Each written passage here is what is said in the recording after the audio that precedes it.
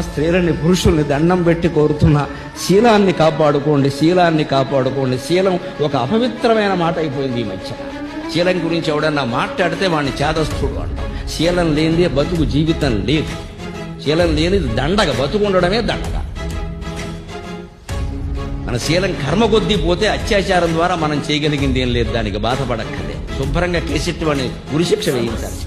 కానీ మనం పోగొట్టుకోకూడదండి. స్వేచ్ఛ ద్వారా, హక్కుల ద్వారా, విచ్చలివిడి ప్రవర్తనల ద్వారా ఎవరితో తిరిగితే ఏమిటి, ఎవరితో తిరిగితే ఏమిటని మనం ఆలోచించామంటే నాశనం అయిపోయినట్టే. భారత జాతికి ఏకైక గుణం శీలం, శీలం, శీలం.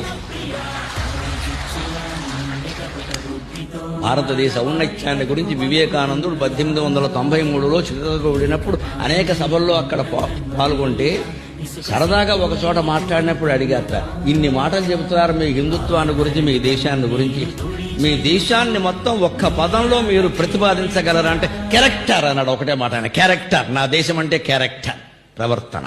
ఇంగ్లీష్లో చెప్పాలి కాబట్టి చెప్పాడు. అంటే శీలం.